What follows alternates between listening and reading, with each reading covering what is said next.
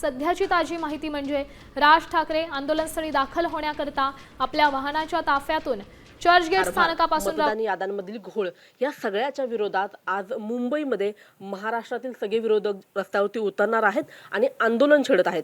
सत्याचा मोर्चा असं खरं तर या मोर्चाला नाव देण्यात आलेलं आहे आणि या सगळ्या संदर्भात आपण बोलणार आहोत. आपल्याबरोबर काँग्रेसचे नेते विजय वडेट्टीवार आहेत. सर, आज मुंबईमध्ये विराट असा हा मोर्चा निघतो आहे, मात्र काँग्रेसबद्दल एक वेगळी चर्चा आजच्या या मोर्चाच्या निमित्ताने होताना पाहायला मिळते. काँग्रेस या मोर्चामध्ये किती प्रमाणामध्ये सहभागी आहे की नाहीये?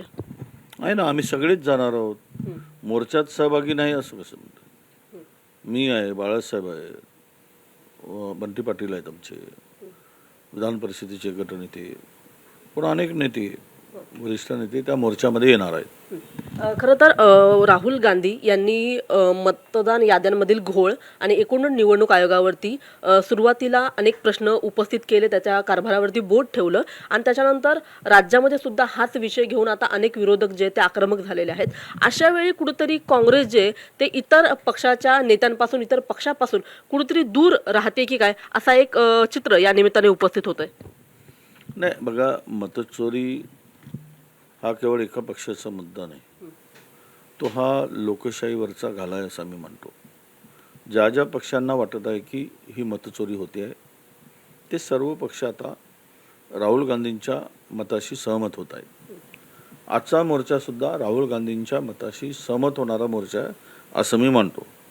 कारण मतचोरी हा विषय केवळ एखाद्या राज्याला किंवा एखाद्याला आमदार खासदार करण्यासाठी नाही, तर लोकशाहीवरचा हा मोठा घात आहे, आघात आहे आणि त्यातून लोकशाही संपवण्याच्या दृष्टीनं चालवलेला हा प्रयत्न आहे. या देशामध्ये हुकुमशाही तर आहेच, पुन्हा ती अधिक मजबूत करून या देशातील सर्वसामान्य माणसाला, शोषित पीडितांना, आदिवासी, दलित, बहुजनांना गुलाम करायचा प्रयत्न या निमित्तानं होतो आहे असंही मी म्हणेल. खरं तर राहुलजींनी हा मुद्दा उपस्थित केल्यानंतर सर्व विरोधी पक्षनेत्यांना ही माहिती आता कळून चुकली आहे की मतचोरी झाली आहे आणि म्हणून असत्याचा विजय झाला, सत्य हारलेला आहे. आजचा मोर्चा आम्ही सत्याचा मोर्चा यासाठीच म्हटलं आहे की बेईमानी करून जे मतं मिळवून जे सत्तेवर बसले, ज्यांनी या देशाच्या सार्वभौमतेवर खऱ्या अर्थानं हातोडा मारला आहे, ज्या इलेक्शन कमिशनची ही जबाबदारी आहे की पारदर्शपणे याद्या स्वच्छ करून, क्लीन करून, कुठल्याही बोगस मतदाराचा समावेश न करता एक पूर्णतः सदोष अशी मतदार यादी तयार करण्याचं काम हे निवडणूक आयोगाचं आहे. आणि म्हणून आमची लढाई निवडणूक आयोगाच्या विरुद्ध आहे की तुमची जबाबदारी आहे, तुम्ही त्या संविधानिक पदावर आहात, तुम्हाला जे अधिकार प्राप्त आहेत त्या खुर्चीवर बसल्यानंतर त्या खुर्चीची बेईमानी करू नका.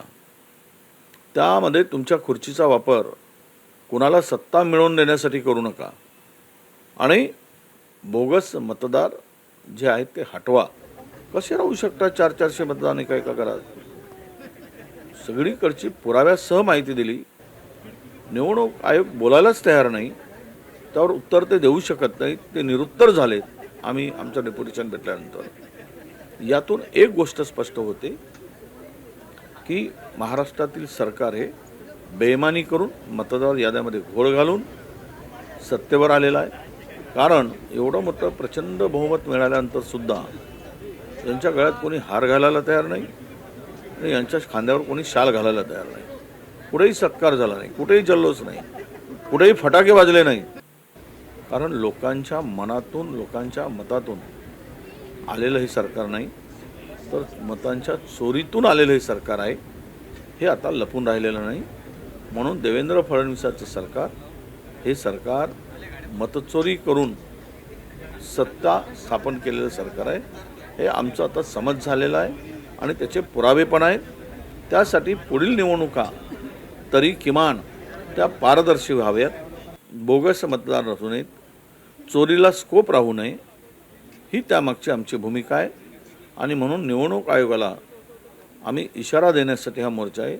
तुम्ही बेईमानी करून जर सत्ताधाऱ्यांना त्यांचे मांडलिक असल्यासारखे तुम्ही काम कराल तर ते खपवून घेतलं जाणार नाही आणि तुम्हाला त्याच ठिकाणी उत्तर द्यावं लागेल, नाहीतर तुम्हाला धडा शिकवण्याची पाळी नक्की येईल.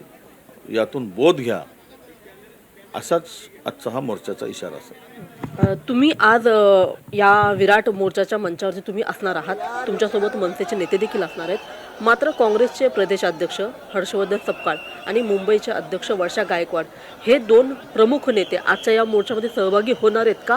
आणि जर होणार नसेल तर त्यांच्या गैरहजेरीचं नेमकं कारण काय? नाही, ते कोणी बघा, आम्हाला तर आदेश आला, प्रदेशाध्यक्षांनी आम्हाला सांगितलं की तुम्ही मोर्चामध्ये जा. मी सांगितलं मी बाळासाहेब बंधू पाटील जातो. पुन्हा अनेकांशी माझे संपर्क झाले, ते पण लोक येणार आहेत, ते पण नेते येणार आहेत. प्रदेशाध्यक्षांना काही काम आहे, त्यामुळे ते येऊ शकत नाही. त्यांनी आम्हाला बोलवून दाखवलं. ठरलेला कार्यक्रम होता, त्या कार्यक्रमाला ते उपस्थित राहणार आहे. पण आम्हाला मात्र त्यांनी सांगितलं की आपण मोर्चाला जावं, कारण हा मुद्दाच मुळात राहुलजींनी हा मुद्दा भारतातील लोकांच्या पुढे आणलेला आहे. मतचोरी पकडून दिलेली आहे, त्याचे पुरावे दिलेले आहेत. तो मुद्दा राहुल गांधींचा, आणि राहुल गांधींच्या या विषयाला घेऊन आम्ही सर्व एकत्र येत आहोत.